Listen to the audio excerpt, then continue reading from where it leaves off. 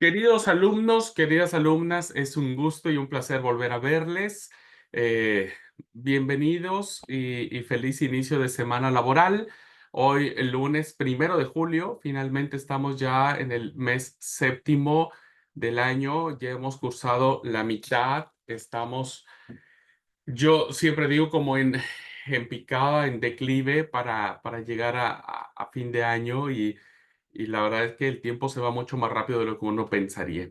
Así que bueno, bienvenidos y bienvenidas sean a su clase de Introducción al Antiguo Testamento, Literatura Bíblica. Y bueno, estamos analizando los rasgos más sobresalientes de una literatura, de unos escritos muy antiguos, ¿verdad? Que tienen su propia impronta, que tienen su propia característica, que necesitan su tiempo, su cuidado para abordarlos, para estudiarlos, para comprenderlos, y que a veces nos representan ciertas dificultades al respecto. Bueno, hemos pasado ese bloque, creo yo, ¿no? Y lo hemos sorteado tal vez de la mejor manera, que eran los problemas que uno enfrenta cuando uno lee el Antiguo Testamento, pero que evidentemente estos problemas a los que dimos puntual señalamiento, pues está dentro del arbitrio de investigación y de conclusión que ustedes como estudiantes de la palabra tengan al respecto.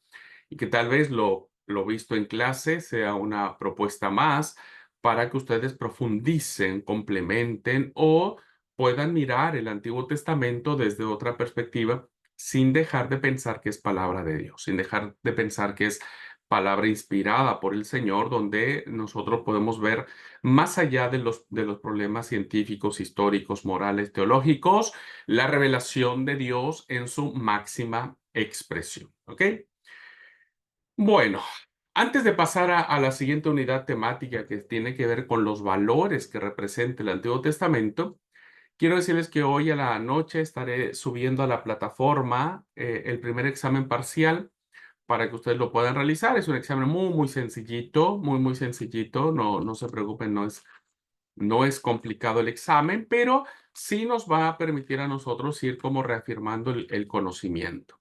Siempre digo que si usted puede esforzarse un poco y contestar el examen sin tener a la mano las diapositivas o revisar la clase, está bueno porque eso ya le ayuda, ¿no? A aprender un poco más o retener un poco más el tema del conocimiento.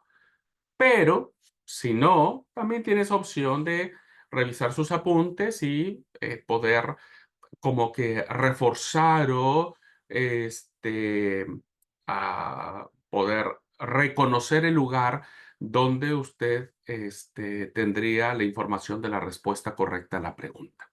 Así que bueno, cualquiera que sea el caso, por favor hagan el examen, que es el examen parcial que tenemos para ir acreditando esta materia. ¿Ok?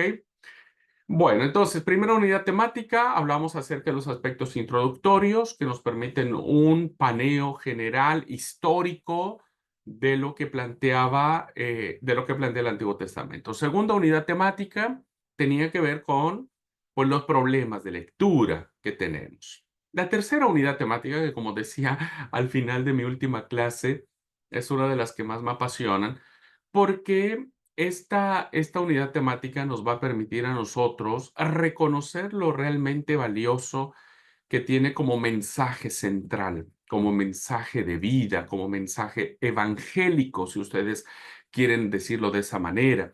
Encontrar el mensaje transformacional, el mensaje de salvación también, ¿verdad? Así que esta unidad temática tiene mucho que ver con la pastoral que encierra el Antiguo Testamento como un mensaje, ¿verdad?, de valor, de impronta, yo digo, transformacional, que nos permite a los cristianos del siglo XXI identificarnos un poco más, ¿no? Cuando veíamos en la primera unidad temática, bueno, no había mucha conexión porque pues hablábamos de todo lo que pasó en un pueblo que no es nuestro pueblo, ni siquiera es de nuestros ancestros, diríamos, ¿no? O sea, nosotros no somos del pueblo de Israel hablando étnicamente, este, y por lo tanto se nos hace un poco más alejada de la realidad. No hay, ahora nosotros desconoceríamos todo lo que son los pueblos con los que Israel batalló para conquistar la tierra prometida, etcétera, etcétera. Un montón de cosas que nosotros no tendríamos como mucha conexión. En la segunda unidad temática, pues tampoco, ¿no? Porque finalmente siguen siendo estos problemas que cualquiera de nosotros puede tomar una actitud de aceptarlos o rechazarlos, ¿verdad? Decir, bueno, y son, o tal vez estamos viendo, eh, no sé, algo que no está. Bueno, ya es como una decisión deliberativa, ¿no? En la segunda unidad temática que vimos. Ahora, la que vamos a inaugurar ahora pues no, tiene que ver más con, con lo que es, ¿no? Con lo que implica, con lo que existe, con aquello que difícilmente puede ser ignorado, difícilmente puede irse a la elección, de decir, ah, y sí o no, sino más bien va en el sentido de el fortalecimiento de la vida cristiana y de encontrar cosas maravillosísimas en medio de un pajar muy grande, ¿no? Encontrar una aguja es como ganarse la lotería, decimos, o la quiniela, o ganarse algo importante. Entonces, si logramos encontrar esa aguja que va a ser importante para nuestra vida como cristianos, como alumnos, como líderes, como siervos o siervas del Señor, pues ya habremos ganado muchísimo. Así que esta semana, y que es probable que la siguiente semana o cuando volvamos de vacaciones, sigamos abordando un poco acerca de los valores del Nuevo Testamento. Perdón, del Antiguo Testamento. Y estoy un poco adelantado. Bien, dicho eso, pues vamos a entrar a la clase y recuerden, el diálogo sigue abierto. Lo que vemos en clase no es la verdad absoluta o totalitaria. Cada uno de nosotros tiene su propia impronta de conocimiento, acercamiento y charlar y platicar siempre va a ser muy lindo porque de esa manera nos enriquecemos todos. ¿Ok? Bueno, voy a compartir la presentación y voy a ver si es esta. Sí, sí es.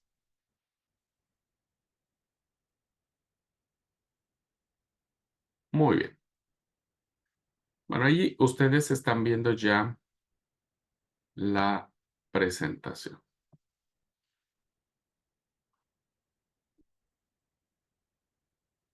Bueno, valores del Antiguo Testamento. ¿Qué es lo realmente importante? Y uno debe partir por una pregunta fundamental, una pregunta importantísima. Debe partir de un momento, concepto, vivencia de aquello que significa conocer a Dios. A ver, nosotros hemos entendido que el texto sagrado en su totalidad, hablemos tanto del Antiguo como del Nuevo Testamento, pues nos revela a Dios, ¿verdad? Es Dios quien se da a conocer, ya vimos lo que es el tema de la revelación, ustedes cuando tengan su clase de teología sabrán lo que es la revelación general, la revelación especial, etcétera, etcétera.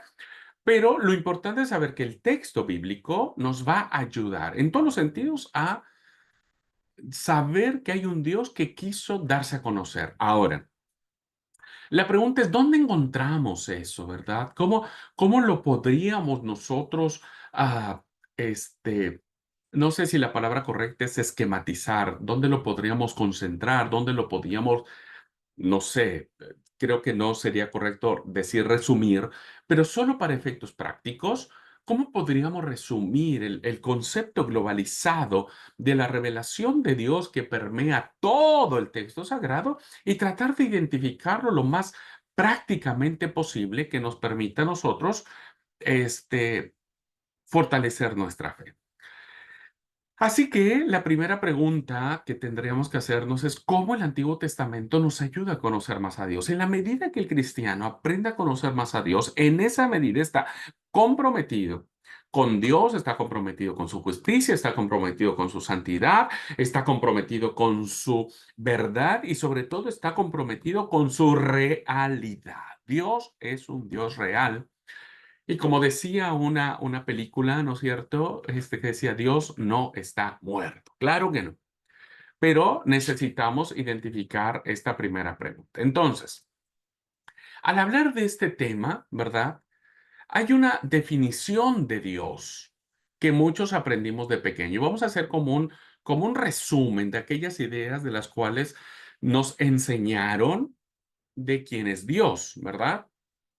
Y entonces lo primero que aprendimos es que Dios es alguien infinitamente bueno. Él es re buenito.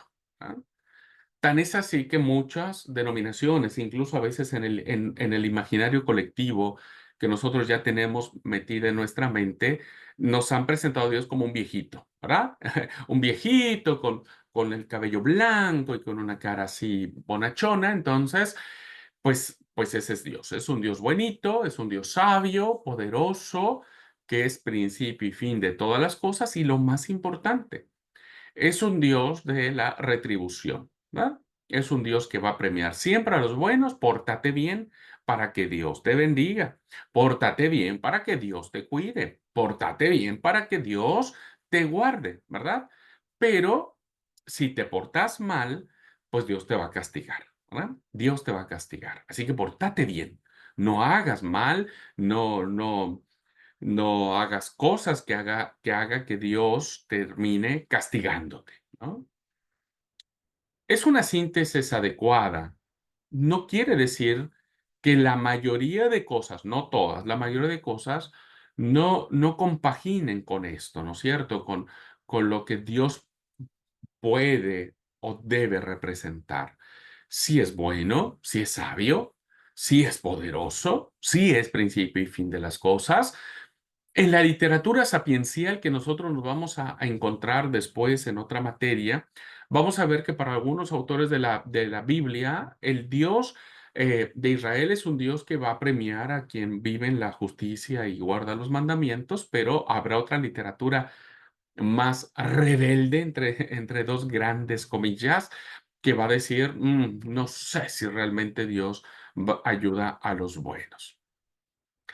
Pero a, A veces el ser humano, queridos alumnos, ha querido definir a Dios, ¿no? Y entonces los seres humanos, principalmente los occidentales, los que vivimos en esta parte del mundo y bajo esta cultura occidental, todos nosotros somos hijos de la razón, dije en algún momento, porque los que somos hijos de la razón estamos tranquilitos o estamos conformes cuando hay una definición de las cosas, cuando no dejamos nada a lo subjetivo y nos vamos o nos enfilamos a lo que es concreto, a lo que podemos palpar, a lo que podemos comprobar.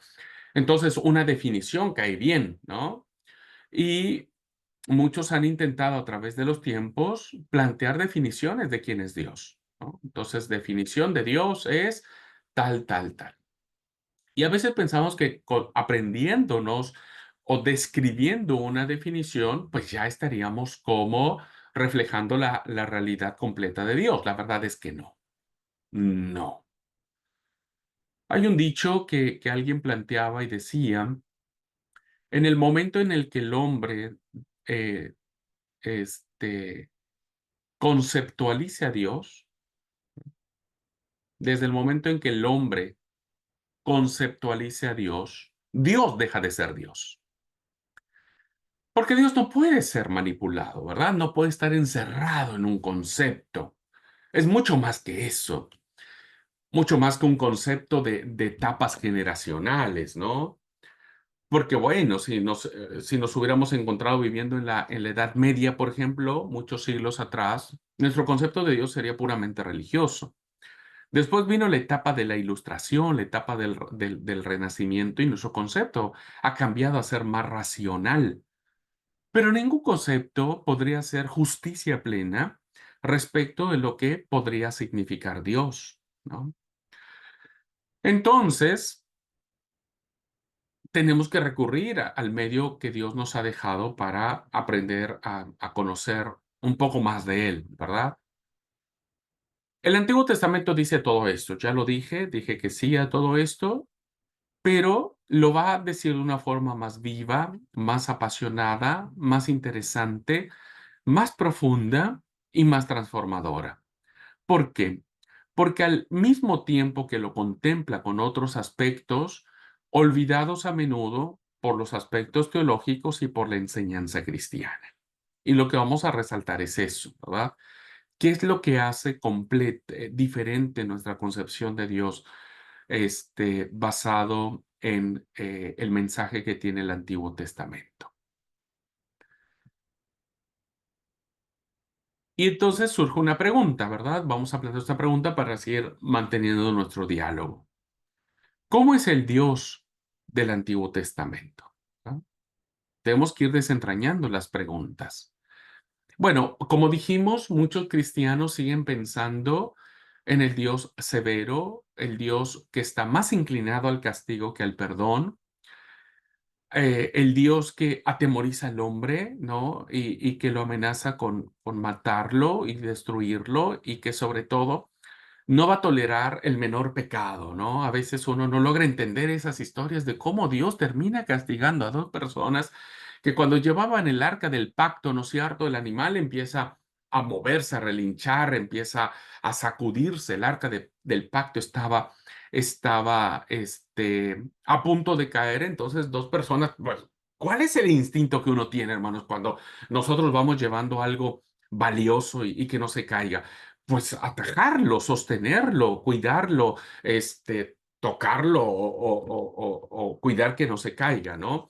Pero cuando vemos ese relato en el Antiguo Testamento, que Dios se enoja con esta persona y termina matándolos, ¿verdad?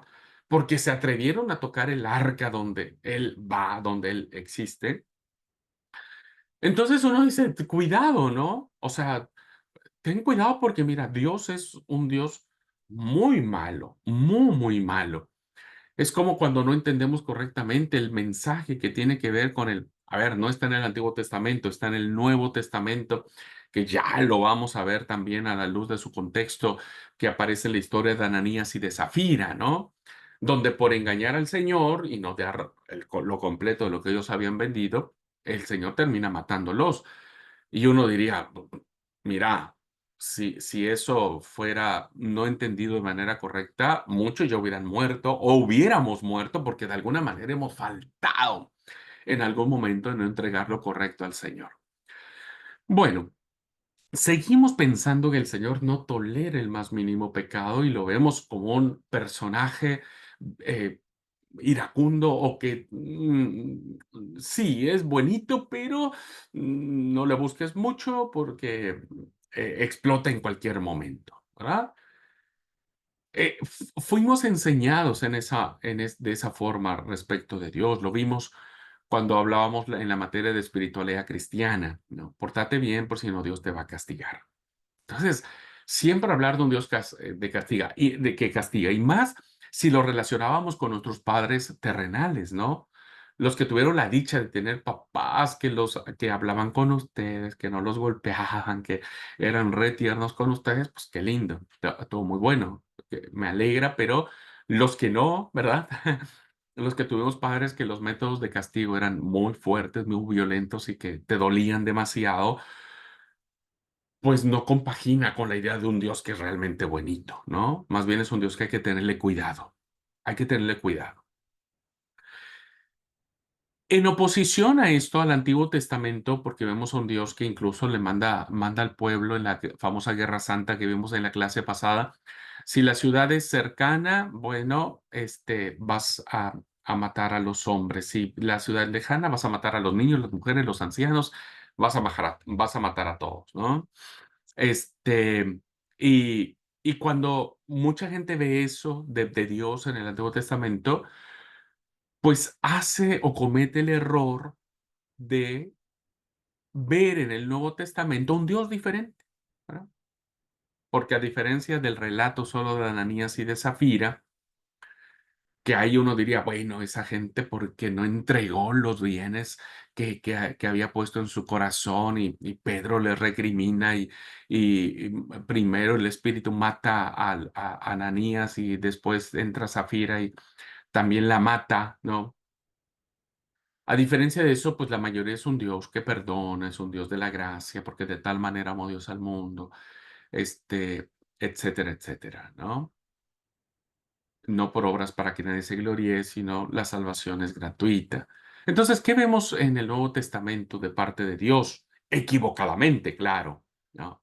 A ver, aclaro esto, no quiero decir que Dios no sea lo que está escrito acá, sino equivocadamente pensar que el Antiguo Testamento nos refleja un Dios malo, a un Dios iracundo, y el Nuevo Testamento nos refleja un Dios más bondadoso, más amable, que es Padre, Papá, Abba de Jesús, y que entrega a su Hijo para salvarnos a cada uno de nosotros. Aún en ese acto, que para nosotros es un acto de redención, de amor, pues muchos miran a Dios todavía como un Dios malo, que cómo se le ocurre matar a su hijo por alguien que no lo merecía, ¿no?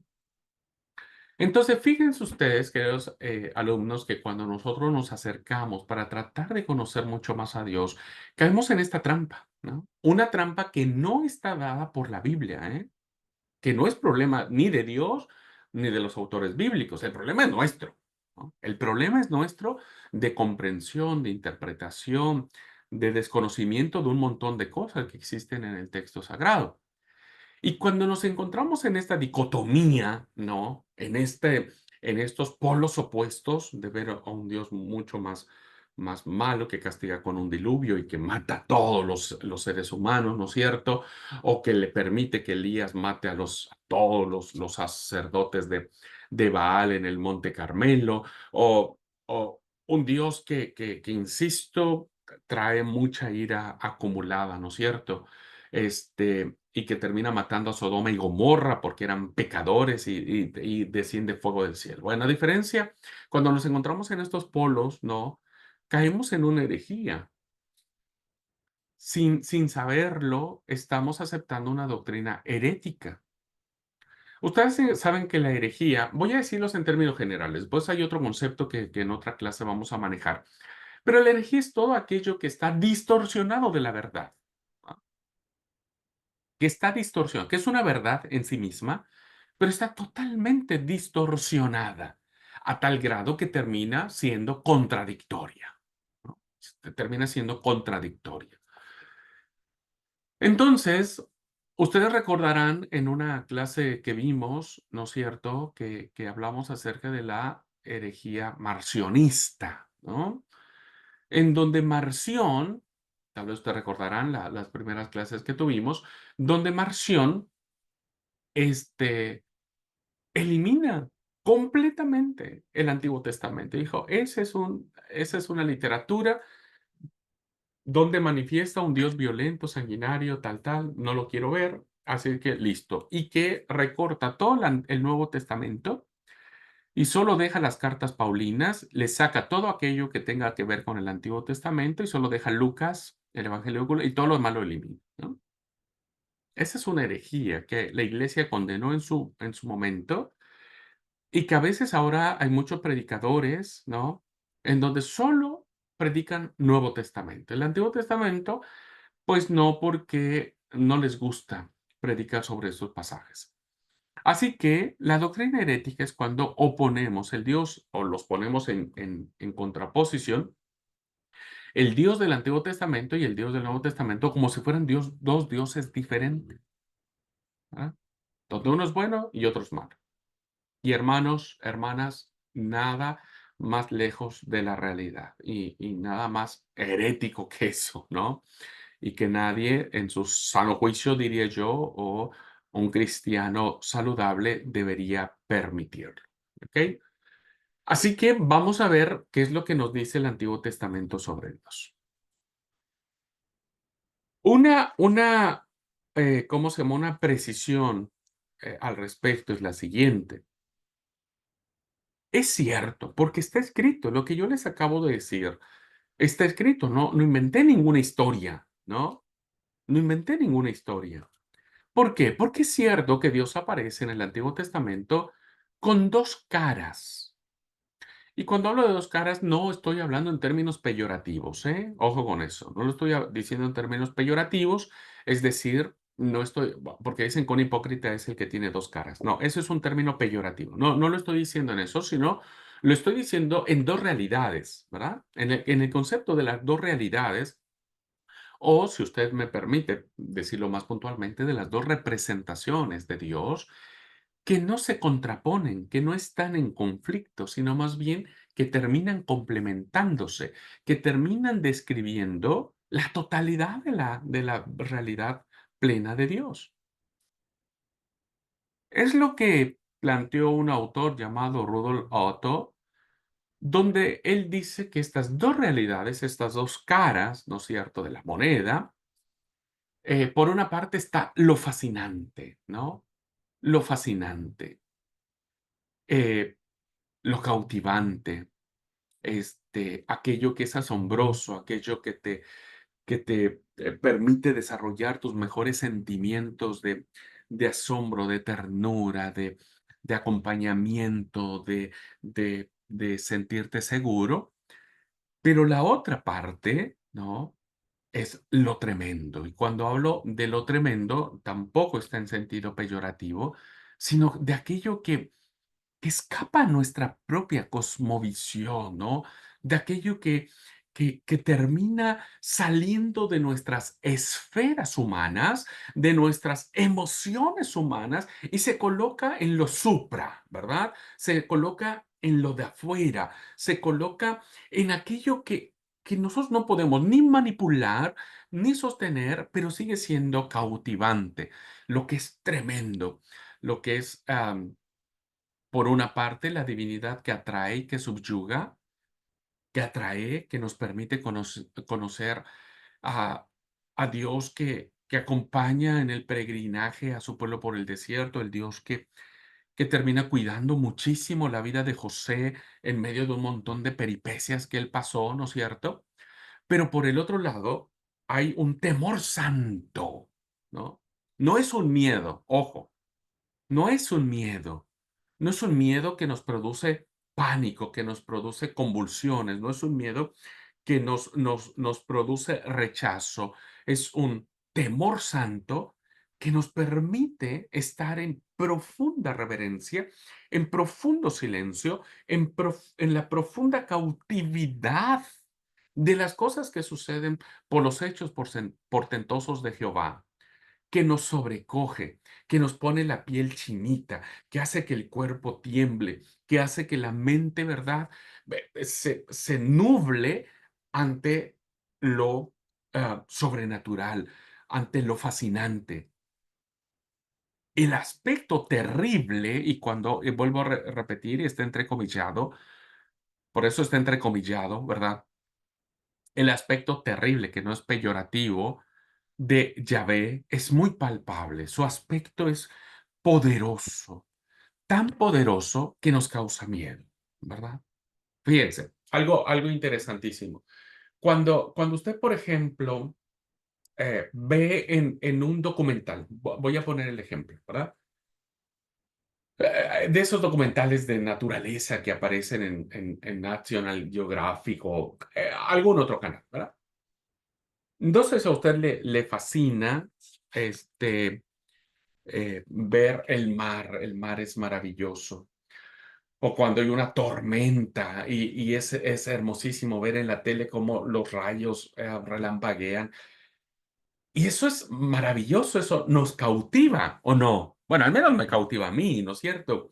Ver la majestuosidad del mar, ¿no? La profundidad, las olas que se levantan, cuando el mar está picadísimo y las olas son muy altas. Mientras yo lo esté viendo, este, en la comodidad de mi casa, pues no pasa nada, ¿no? Siempre será algo lindo. Pero los que han estado en medio de una tormenta y han escuchado caer un rayo cerca de ustedes, hermanos, es de terror, diríamos, en el muy buen sentido de la palabra, ¿no? Es el mismo rayo que vimos en la tele que se ve re lindo, pues es el mismo rayo que cayó junto a nosotros y que nos hizo parar los pelos de punta y nos dio un miedo terrible. Esta realidad de algo que es maravilloso sigue siendo lo maravilloso, pero en una vemos su belleza y en la otra percibimos su poder. Fíjense que no hay contraposición. Nosotros no podemos poner en conflicto lo visto por Dios en el Nuevo Testamento como en el Antiguo Testamento. Ahora, lo más interesante de esto, hermanos, no solo es ver a Dios como el Dios que es fascinante o tremendo, y o tremendo, ¿no? Voy a plantearlo así. No solo es alguien que atrae y subyuga y o atemoriza y sobrecoge. Olvidamos a veces un aspecto muy importantísimo que nosotros lo perdemos de vista porque solo pensamos que esta realidad de Dios como papá está en el Nuevo Testamento. Porque en el Nuevo Testamento es el lugar donde encontramos a alguien diciéndole a Dios, Abba, o papá, o padre, como querramos decirle, ¿no?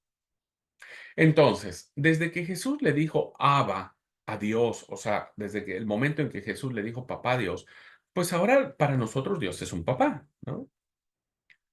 Pero lo que no tomamos en cuenta que este concepto, esta realidad representativa de Dios, no es algo que nació en el siglo primero de la era cristiana.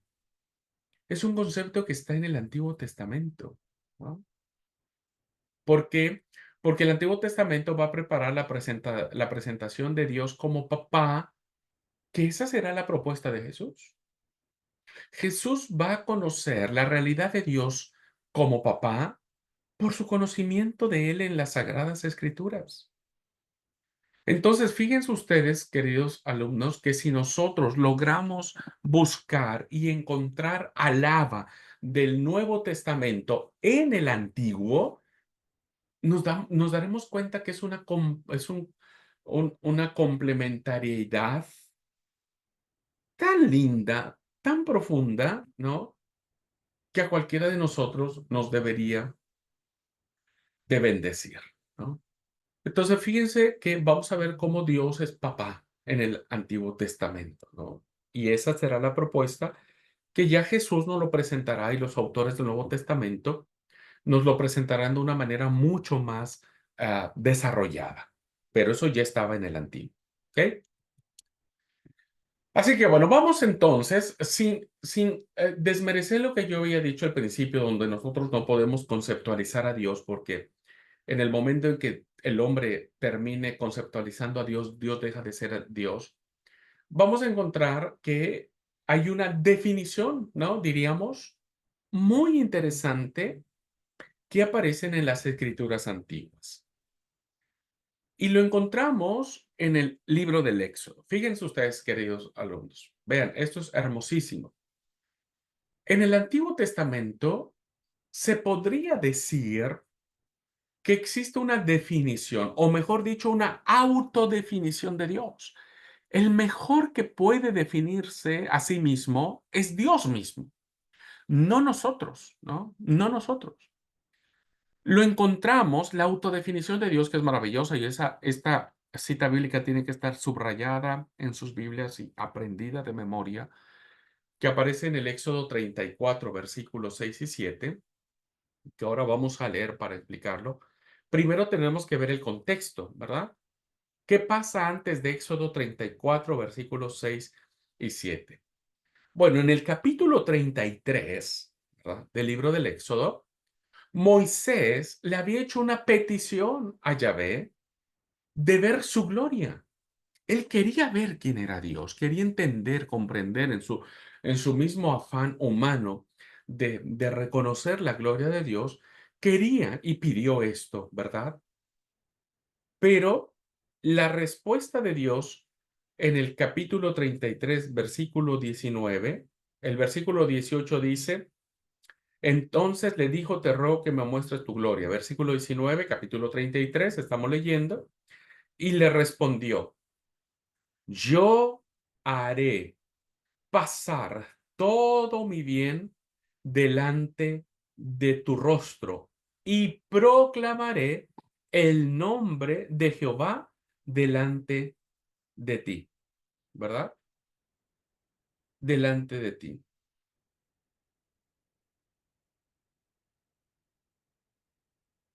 Yo haré pasar ante ti toda mi riqueza, en otras versiones dice, y pronunciaré ante ti el nombre de Yahvé.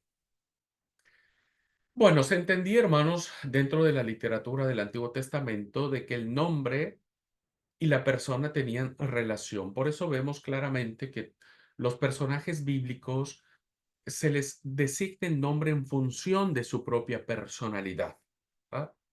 En función de su propia personalidad. Y a veces los nombres cambian. Josué no era Josué, Josué se llamaba Oseas, pero se le da el nombre de Josué porque tiene que ver con su nombre, el Señor salva, ¿verdad? O el que salva. Entonces, el nombre tiene que ver mucho con la personalidad. Por eso, pronunciar el nombre de Yahvé, pronunciar el nombre de Jehová, pronunciar el nombre de Dios, equivale dar a conocer la personalidad de ese nombre, ¿no? Entonces, cuando Dios le dice a Moisés, no te voy a dejar ver mi gloria, pero sí te voy a dar a conocer mi nombre, mi nombre. Es decir, con que vos sepas mi nombre, sabrás quién soy yo, porque el nombre, recuerden, nombre y persona siempre van de la mano en el texto bíblico, siempre, siempre, sin excepción, siempre.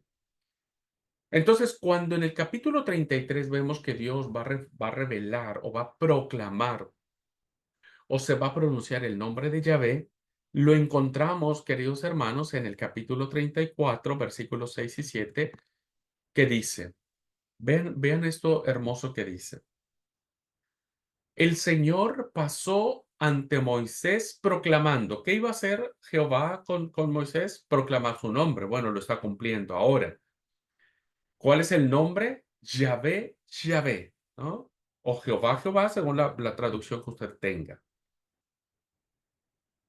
Voy a leer en la traducción que tengo en la diapositiva. El Dios compasivo y clemente, paciente y misericordioso y fiel, que conserva la misericordia hasta la milésima generación, que perdona culpas, delitos y pecados, aunque no deja impune y castiga la culpa de los padres en los hijos, nietos y bisnietos. Hay cosas maravillosas que encontramos en este pasaje, ¿no? Lo primero que ya dije que tiene que suceder con ustedes es identificar este texto y señalarlo en sus Biblias, aprendérselo de memoria o anotar en algún lugar. Dios está proclamando su nombre y su nombre refleja su personalidad. Entonces vamos a analizar un poquitito este pasaje, ¿verdad? Para poder entender cómo el Antiguo Testamento da a conocer a Dios. Y la mejor fuente de saberlo es Dios mismo. Ujú, Dios mismo. Miren, así es como Dios se autodefine. En primera, hay cinco adjetivos que van a resaltar la personalidad de Yahvé. El primer es la compasión. Dios es un Dios que se compadece, ¿verdad? Entonces no es un Dios malo. Es un Dios que siempre va a tener compasión. Es un Dios clemente, ¿verdad? Es un Dios clemente que va a mostrar clemencia, que va a mostrar ah, una actitud siempre de escuchar antes de condenar, ¿no? Va a ser condescendiente el Señor. Qué interesante esto, ¿no? Un Dios que condesciende, un Dios que te escucha para ver saber si tus razones son válidas y a partir de allí mostrar su compasión. De eso habla la clemencia de Dios, ¿verdad? Tercer adjetivo, paciente. Una virtud que los seres humanos no conocemos, ¿verdad? Ni siquiera el paciente Job, al que le hemos pensado, dicho que es el paciente más paciente, y no lo fue tanto. Dios es paciente, Dios espera. Por eso el tiempo de Dios, como se dice, no, oye, en una frase, siempre serán perfectos. Y sí, la verdad que sí, porque a Dios nada le preocupa y nada le carrerea, diríamos, ¿no? Así que paciente. Cuarto, va a extender una misericordia, que la misericordia, hermanos, en sí misma se otorga para aquellos que en esencia no la merecen, ¿verdad? Entonces, cuando alguien necesita recibir su castigo, hay que dárselo. Pero cuando alguien otorga misericordia, el castigo es retirado. Bueno, Dios es misericordioso. Y finalmente, el quinto castigo es, perdón, adjetivo es fiel. Dios es fiel. Dios no va a cambiar. Nosotros sí. Y pensamos que Dios actúa como nosotros. Dios me va a dejar de amar porque, bueno, cometí tal cosa y tal situación.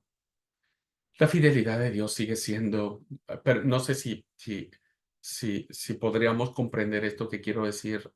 Es un misterio. Es un misterio que va siempre compaginado con su amor. De la forma en que Dios es fiel y de la manera en que Dios ama, rompe cualquier estructura que nosotros como seres humanos tengamos. De estos cinco adjetivos, queridos alumnos, nada tiene que ver con el Dios del terror, del castigo, del miedo, del Dios de mecha corta, del Dios que está dispuesto a tirar fuego del cielo en cualquier momento y destruirte y matarte y destruir a todos los pecadores y aniquilar a todos los que mienten y a todos los que cometen cosas nefandas. Eh, Todo eso tiene una explicación, pero no a la luz de nuestros conceptos, sino a la luz de un Dios. ¿Qué es esto? Esto es Dios, ¿verdad? Y lo que sigue, lo que refleja, lo que complementa esta autodefinición, va a echar por tierra ese falso concepto de justicia divina, donde dice que Dios premia a unos y castiga a otros, como si en la balanza divina castigo y perdón estuviesen perfectamente equilibrados. Y eso, hermanos, en la realidad de Dios es falso, no existe. Es como si nosotros pensamos como las doctrinas que hoy hay muchas doctrinas de iglesias donde ponen a pelear al diablo con Jesús, ¿verdad? Y dicen que están en constante conflicto, Jesús peleando con el diablo peleando con Jesús.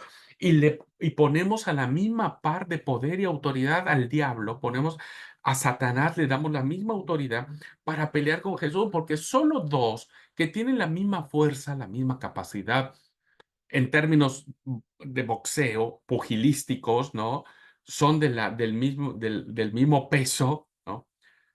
Entonces, esa concepción debe ser así, porque imagínense, si nosotros pensamos que Satanás está peleando con Jesús como si un niño de un año, pensando que Satanás está peleando con un boxeador profesional de 25, 30 años que tiene tu poder, pues obvio que con un golpe, ¿no es cierto?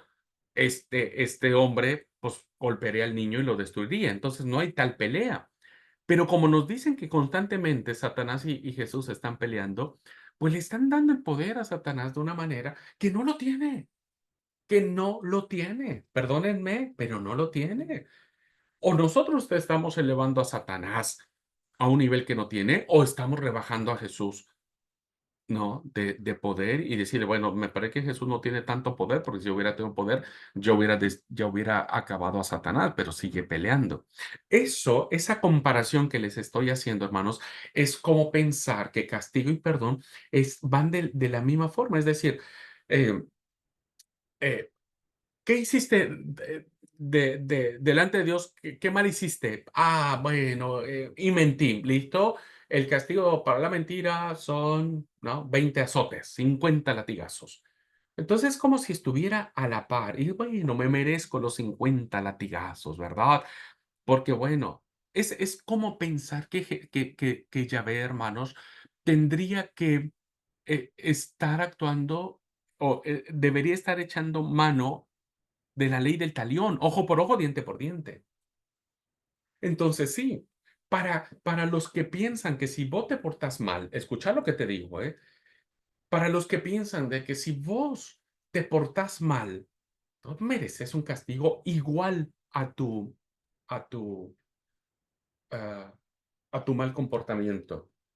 He escuchado a cristianos, miembros de nuestra iglesia, todavía mencionar, ¿verdad? Que cuando a una persona le pasa una desgracia, muere el esposo, la esposa enferma, el hijo tuvo un accidente, pierden el trabajo. Viste, como que vienen situaciones difíciles en cascada.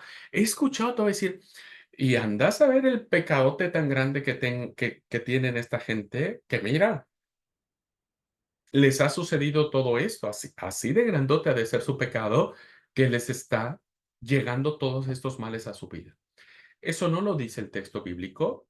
Y este pasaje que estamos leyendo, haciendo un pequeñísimo resumen, la primera parte tiene que ver con los 5 adjetivos que nos quitan esa idea de que Dios es un Dios malo, perverso. Y la segunda parte, que no puede estar bajo el mismo punto eh, el castigo y el perdón. Ustedes lo acaban de leer. Vamos a explicarlo, ¿les parece? Lo explicamos. Miren. Es cierto que Dios no va a tolerar el mal, eso lo entendemos porque Dios es un Dios santo y evidentemente su santidad nadie se puede burlar de ellas. Pero ¿qué dice esta autodefinición de Dios? Dice que su capacidad de perdonar es infinitamente superior a la capacidad de castigar. No están a la par, hermanos, ante la presencia de Dios, en la realidad de Dios, jamás van a estar a la par castigo y perdón, o perdón o castigo. Este texto nos dice, ¿no es cierto?, que Dios es mucho más, su perdón es demasiadamente más que su deseo de mostrar su castigo, su justicia o su santidad al infractor.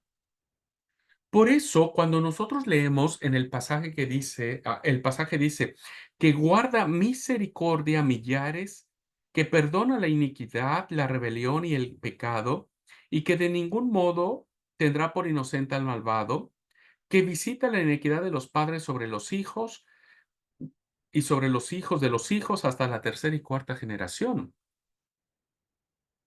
¿Se dieron cuenta?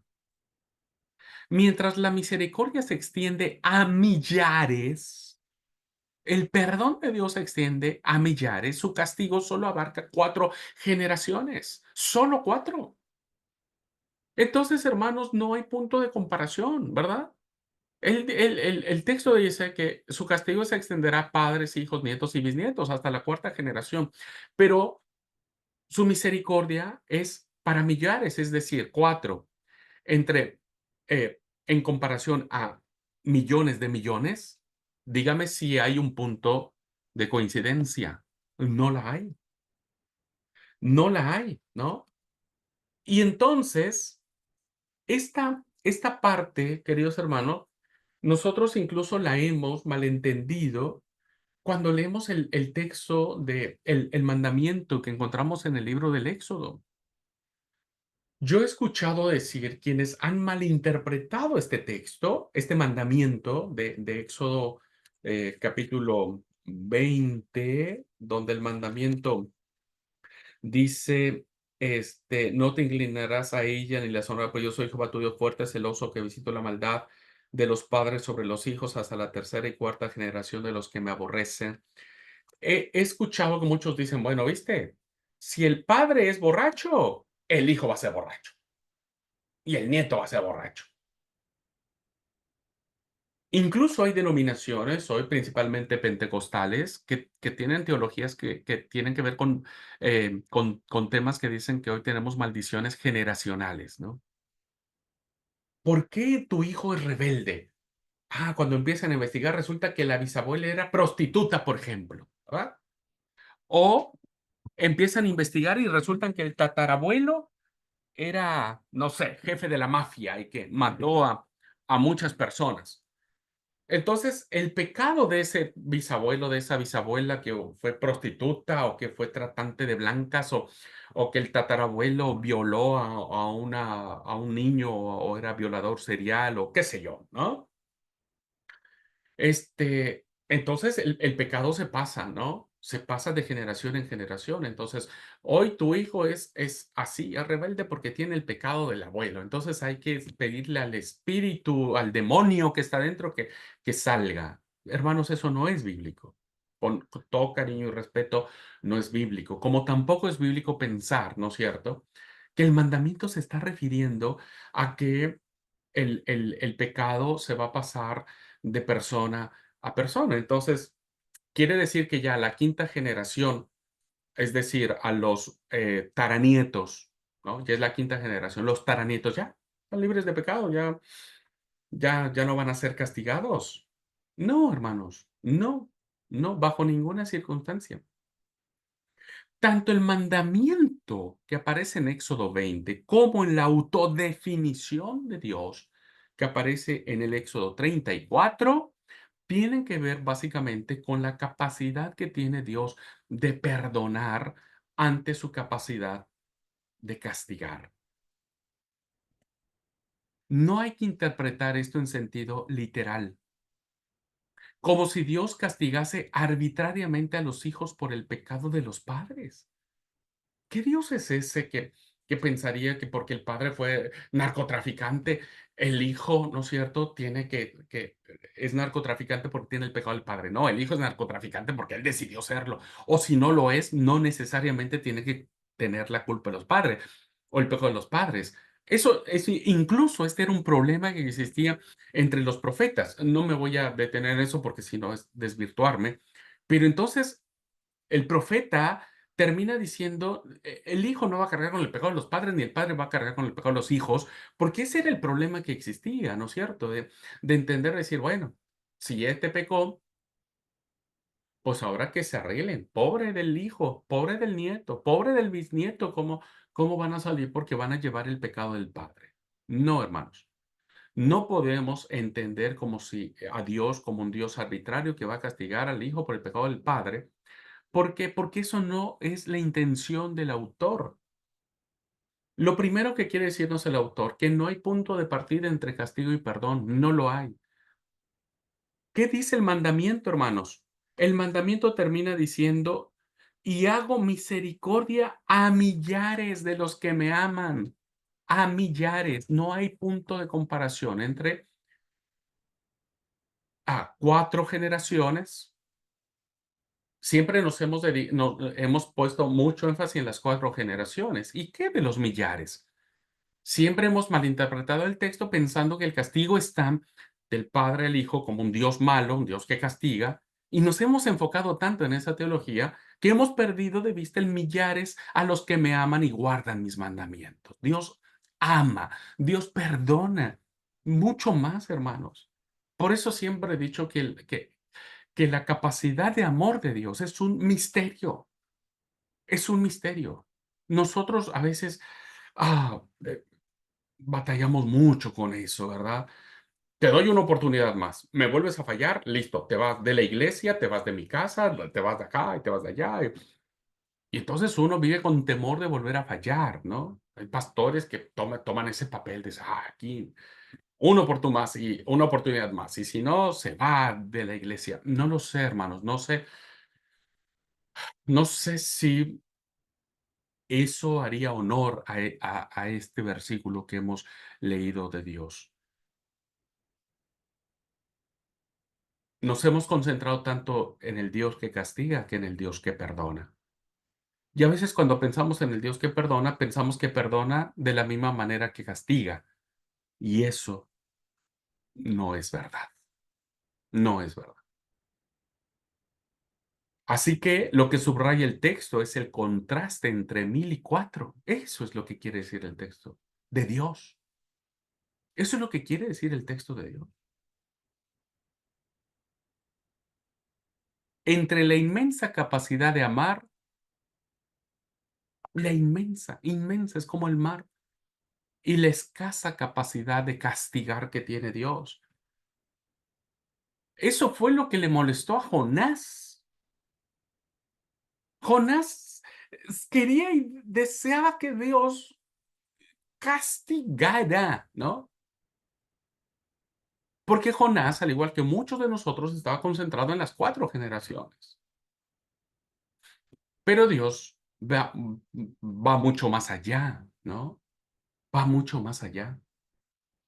Ahora, entonces, entendiendo correctamente tanto el tema del texto, hermanos, del pasaje eh, que hemos leído de Éxodo 34, y pasando Jehová, voy a leer ahora en la versión Reina Valera, y pasando Jehová por delante de él, proclamó, Jehová, Jehová, fuerte, misericordioso y piadoso, tardo para la ira y grande en misericordia y verdad, que guarda misericordia a millares.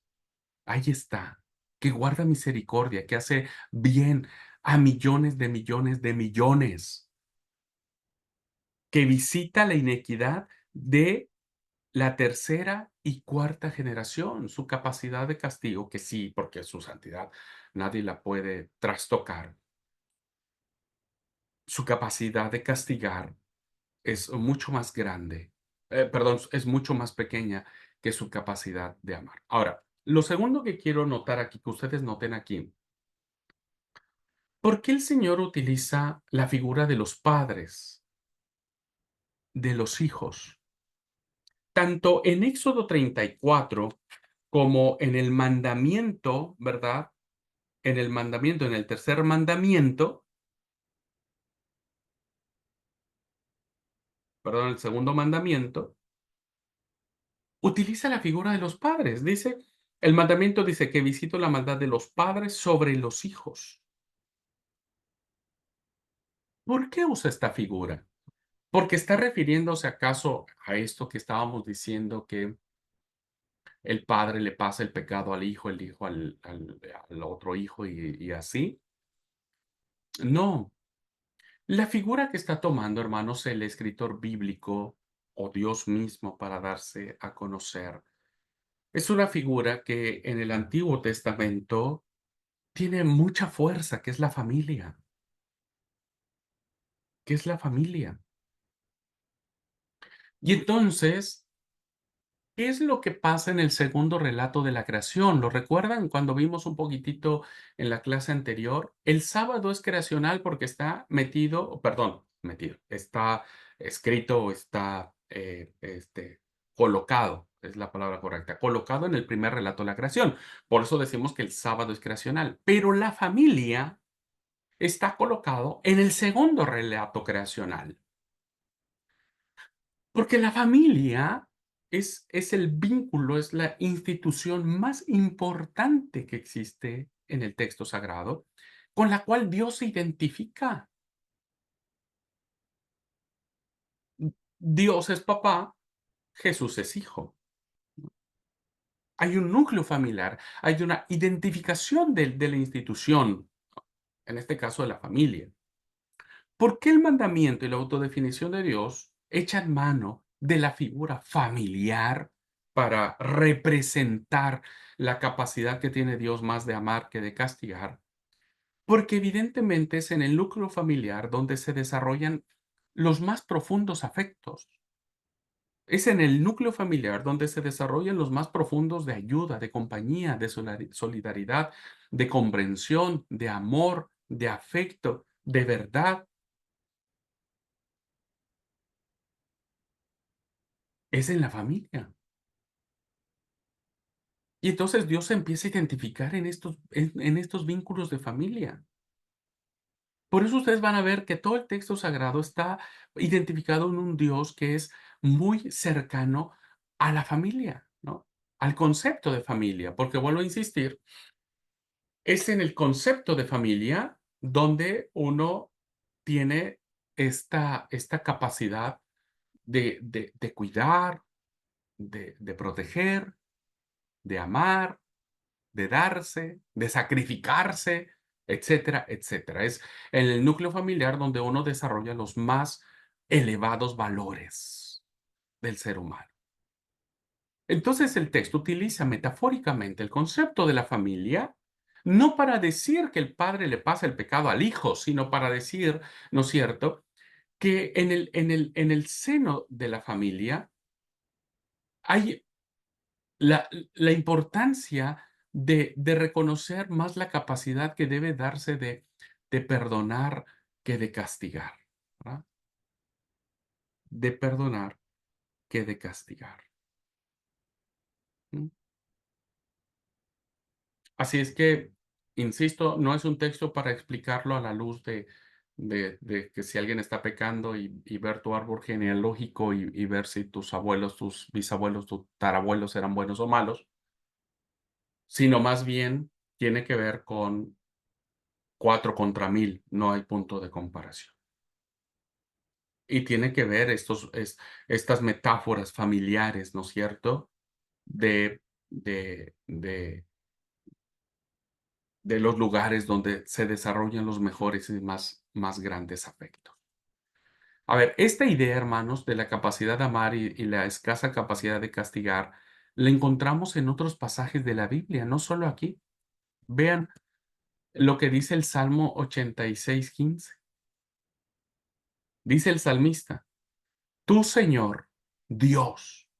¿Qué es, hermanos? Esta era la idea que permea en el Antiguo Testamento de Dios.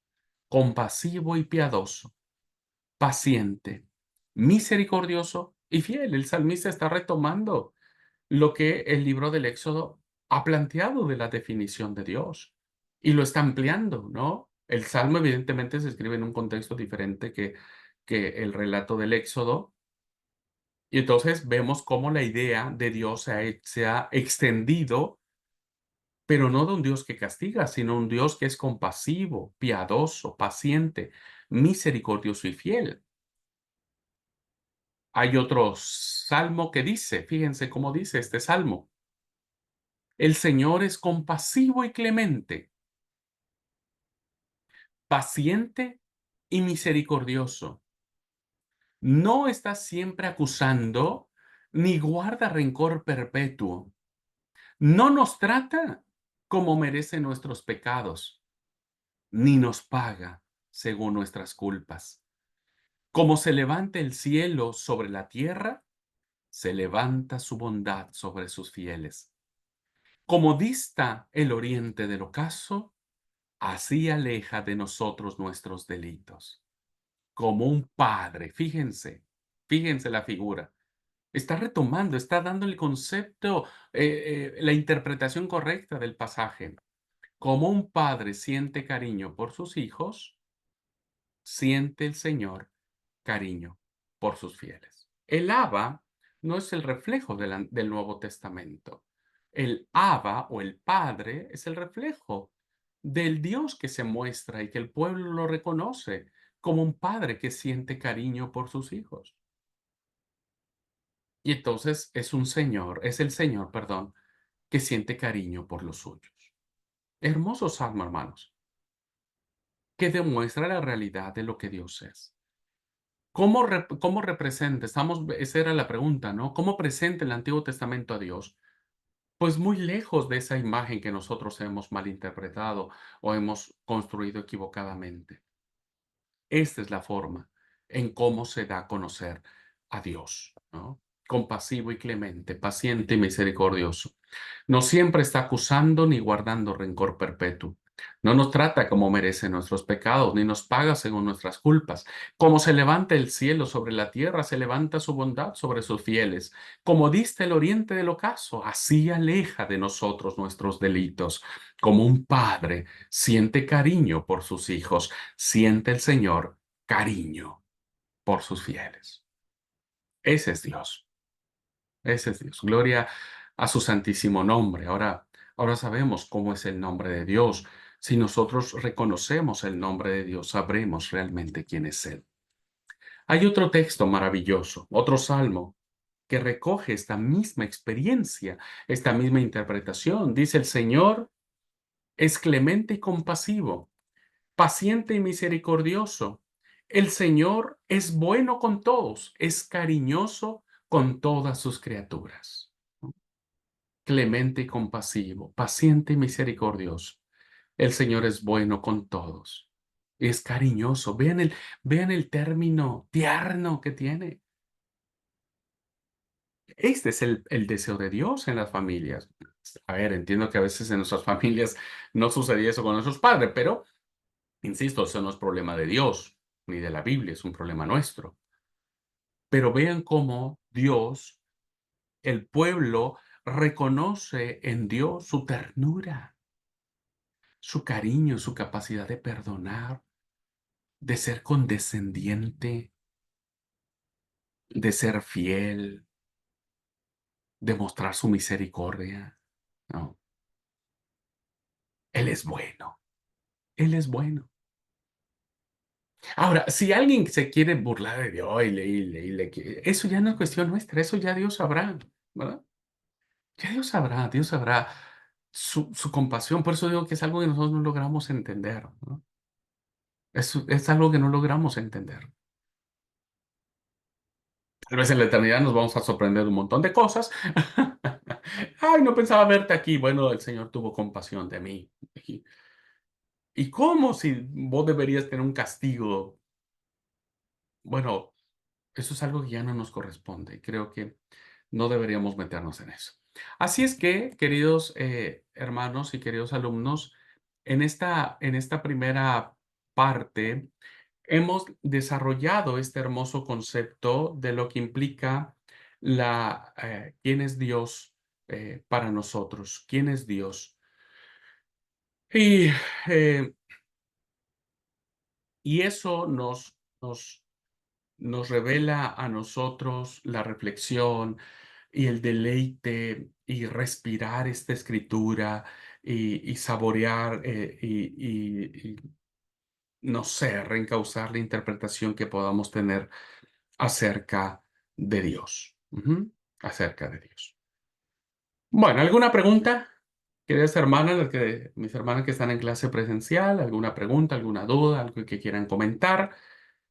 Antes de, creo que me va a dar tiempo ver el siguiente tema, así que si hay alguna duda, podemos resolverla o avanzamos, como ustedes me digan.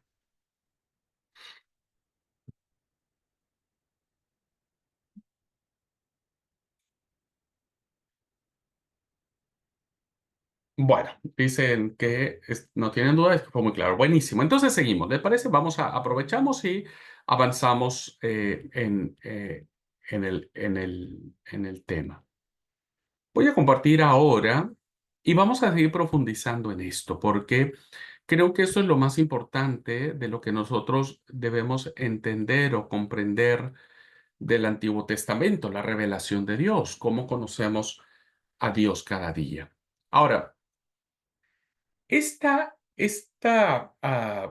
parte, esta sección, ¿no? Del Dios que ama y perdona,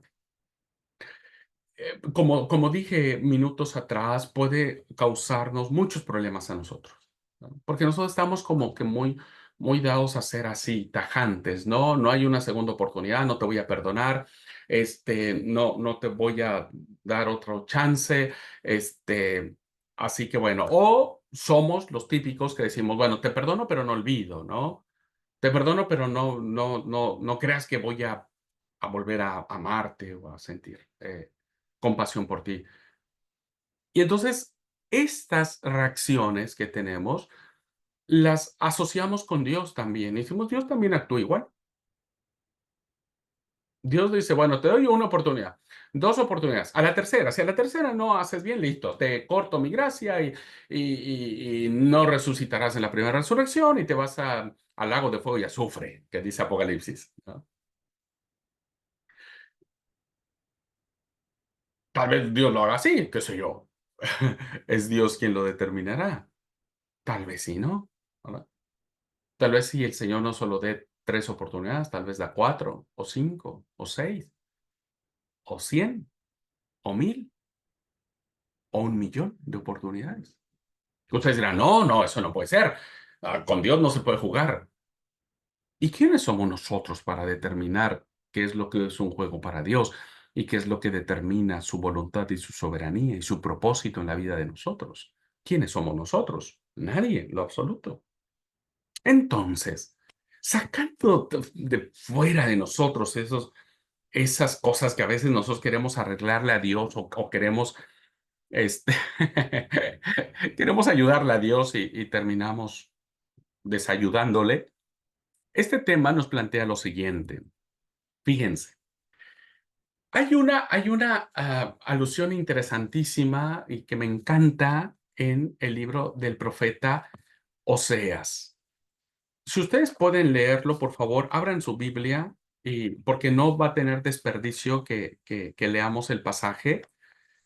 Oseas capítulo 11, ¿verdad? Y van a ver que este ejemplo es más que ilustrativo para lo que quiero decir. Si nosotros leemos el libro del profeta Oseas en el capítulo 11, vamos a encontrar lo siguiente.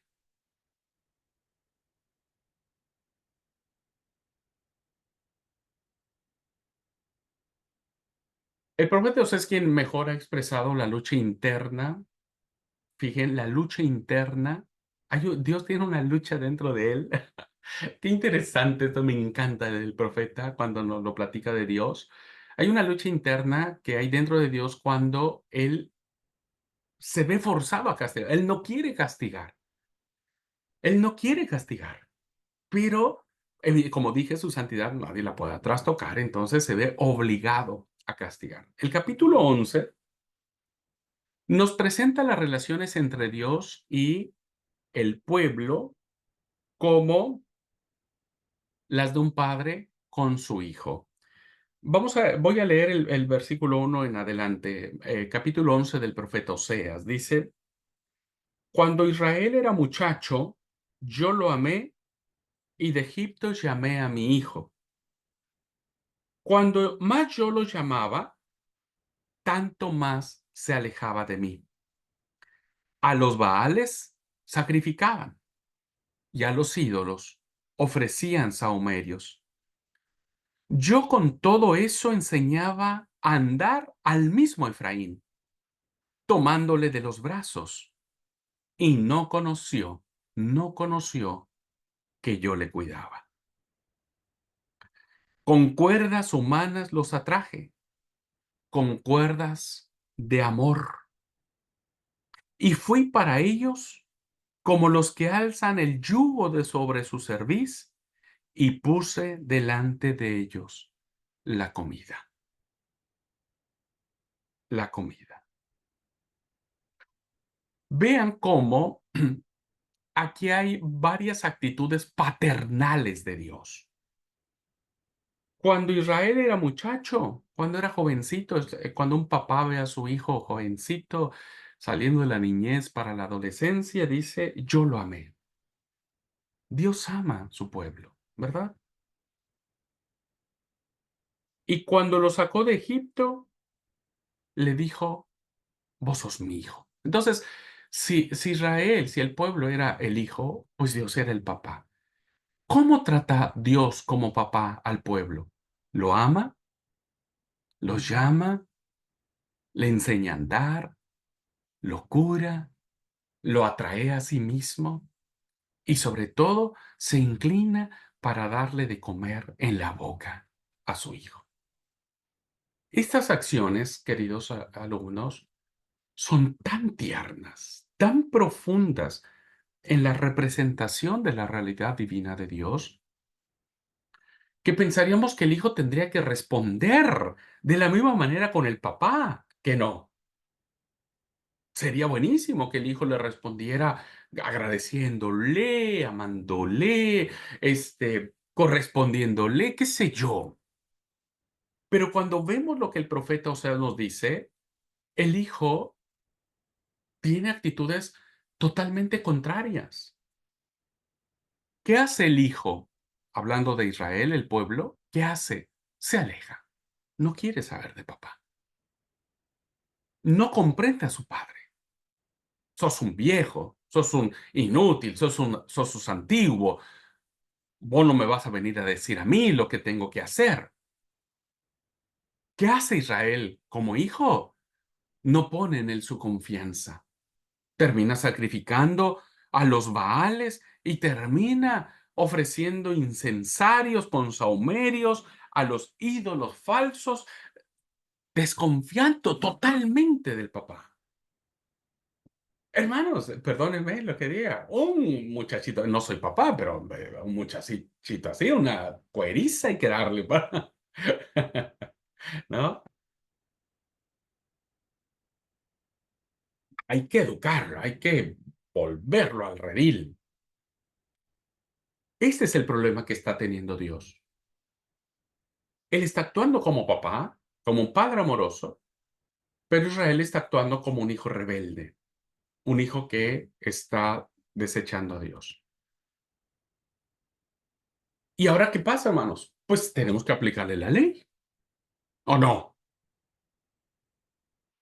Israel se comporta como el prototipo del hijo rebelde, que según la ley deuteronomista, ¿verdad? Que aparece en la Torá, tenía que morir.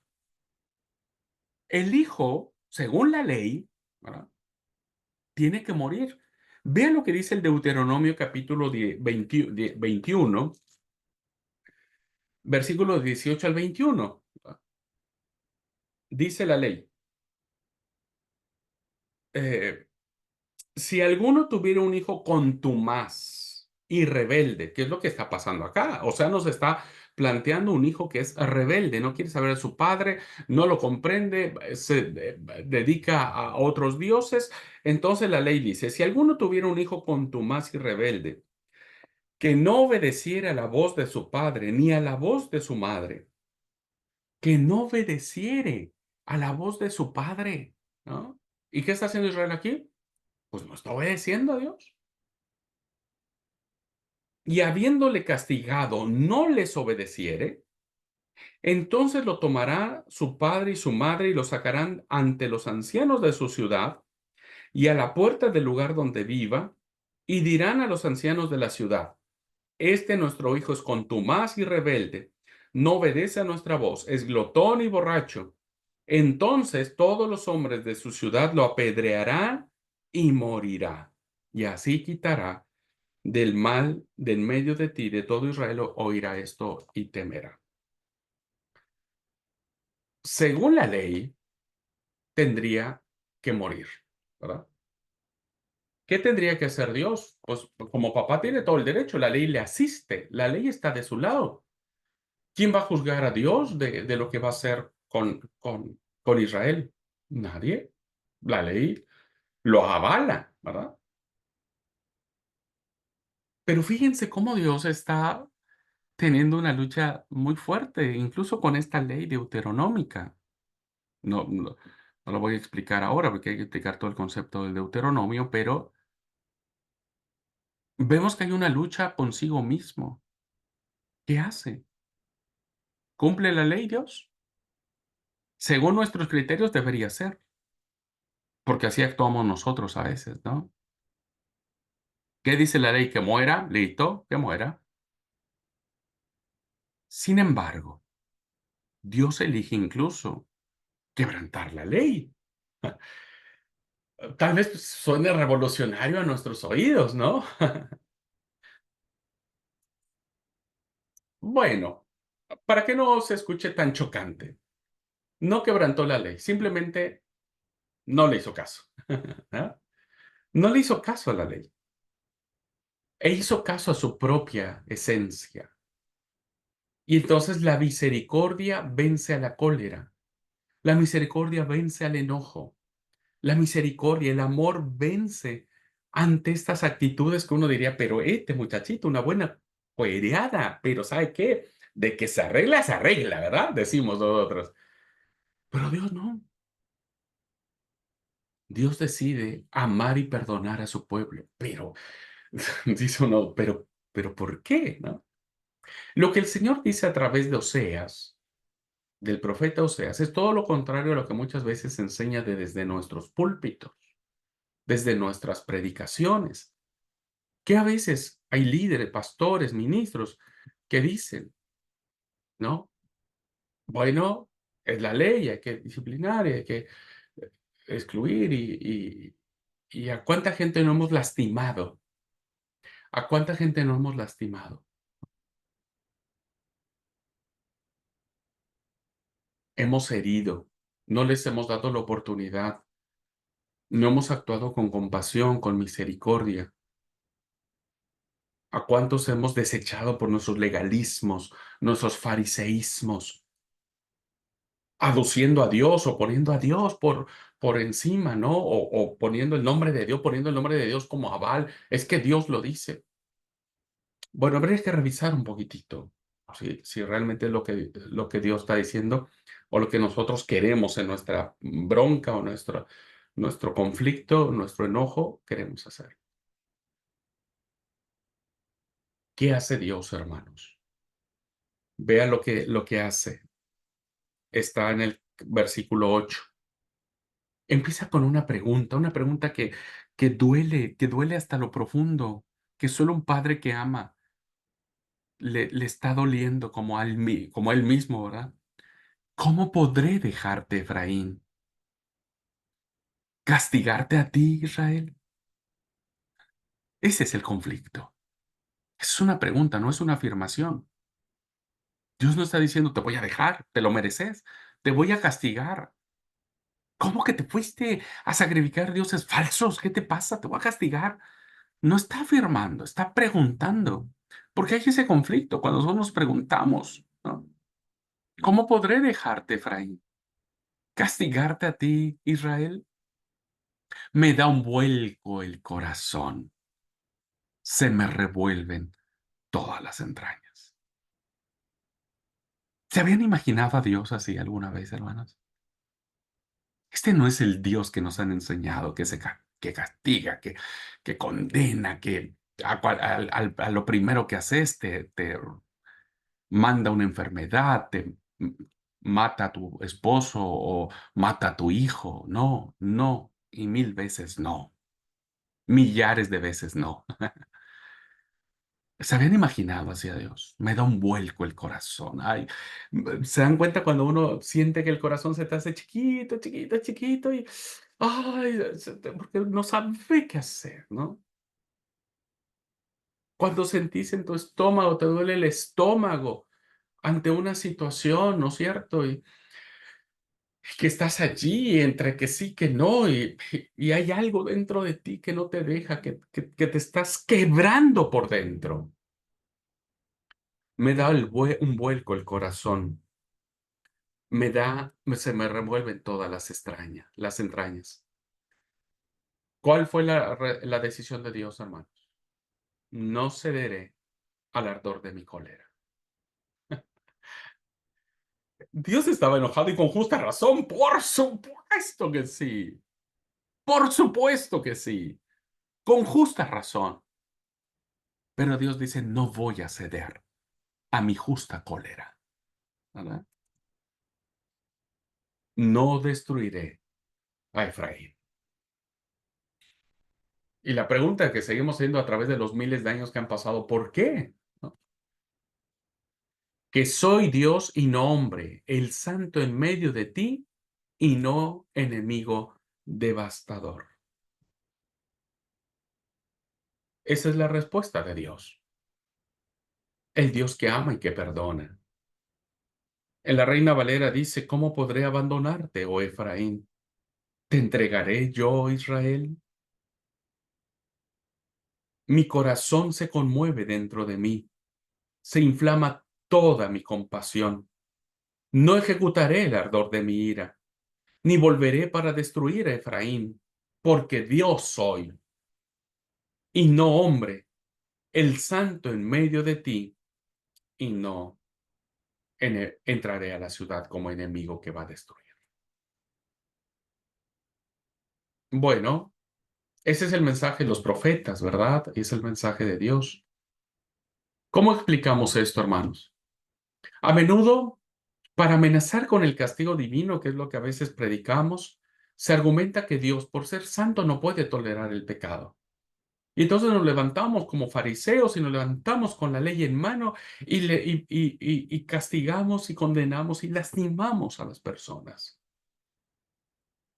Si fuese hombre, dijo Dios, perdonaría. Si fuese hombre, perdonaría. Pero al ser Dios, debe sobreponerse a falsos sentimentalismos y ejecutar con claridad la sentencia. Así tendría que haber respondido Dios, ¿verdad? Él tiene toda la libertad, él tiene la ley en la mano y puede y debe ejecutar. Tal vez cualquiera de nosotros diría, bueno, está bien, te perdono, qué sé yo. Algunos no, ¿verdad? Algunos harían la sentencia y ejecutarían el castigo. Pero a través del profeta Oseas, Dios argumenta de modo contrario. Dios tiene un argumento mayor. Si fuese hombre, dijo Dios, se dejaría llevar por la cólera, por su odio, no odio, por su justo castigo, por su justo enojo. Si fuera hombre, caería todo su peso sobre Israel. Actuaría como un enemigo devastador, entraría a la ciudad y destruiría a todos. Pero precisamente porque es Dios y porque es santo,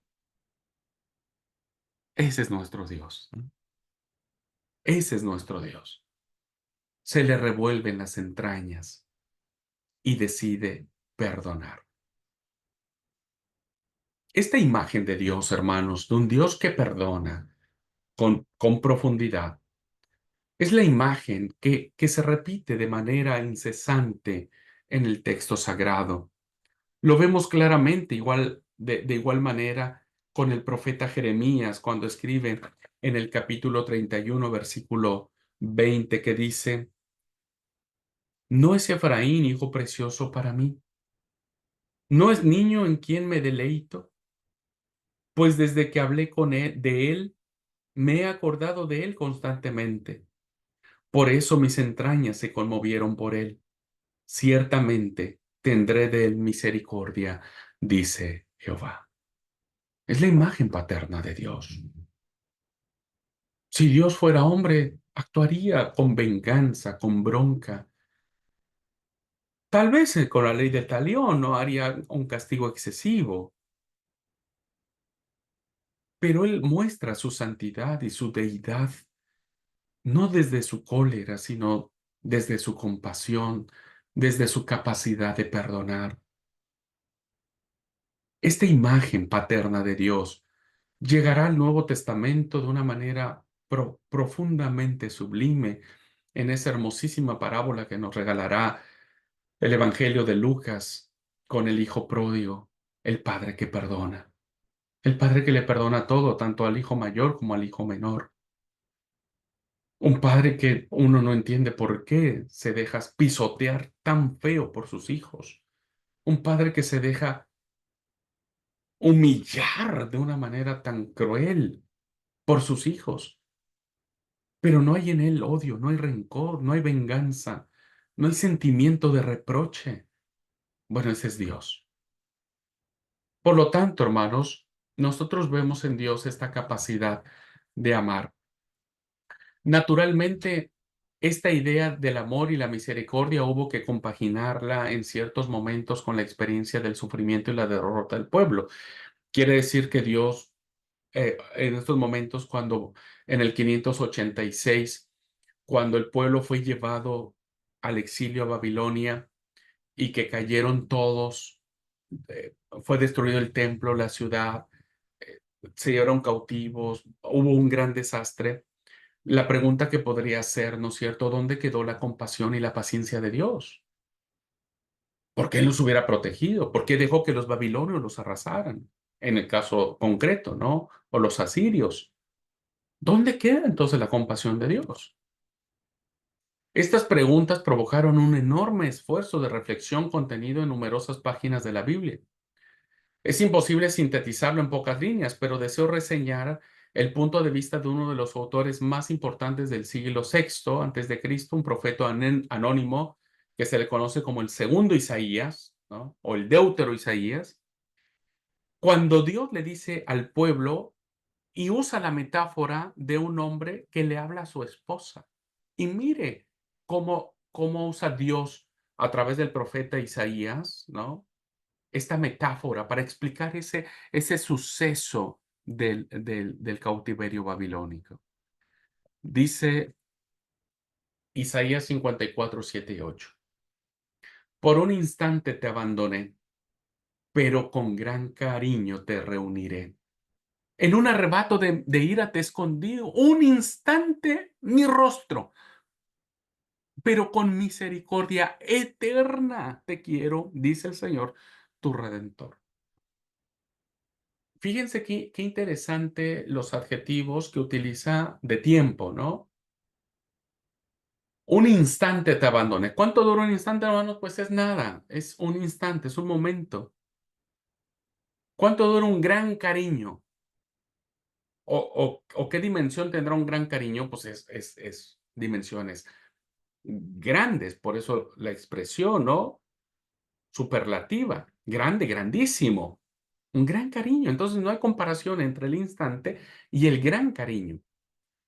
Por un instante, en un arrebato de mira, te escondí mi rostro porque era necesario que vos aprendieras la lección.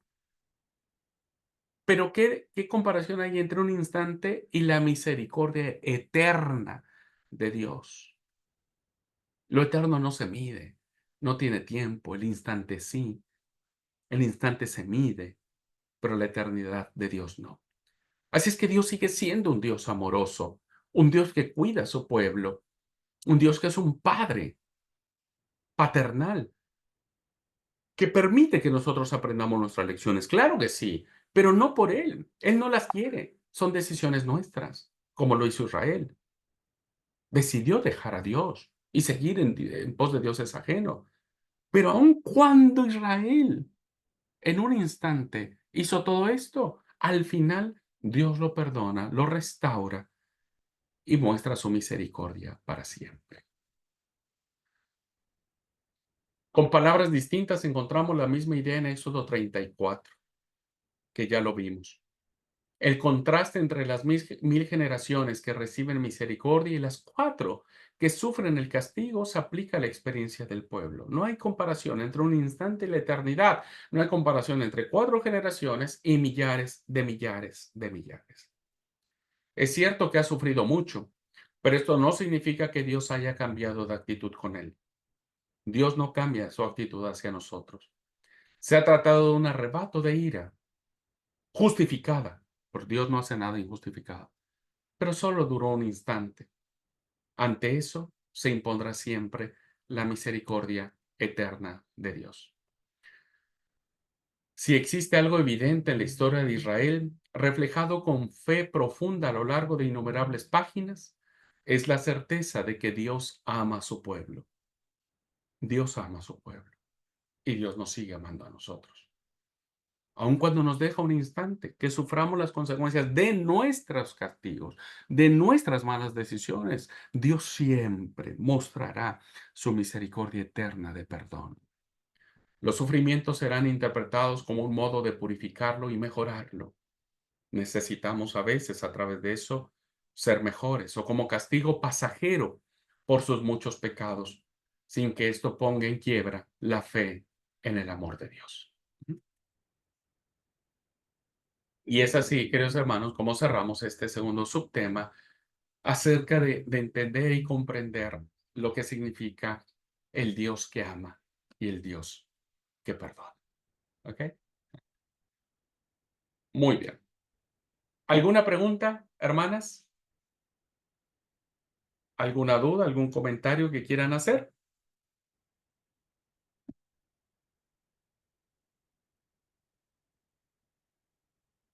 ¿No?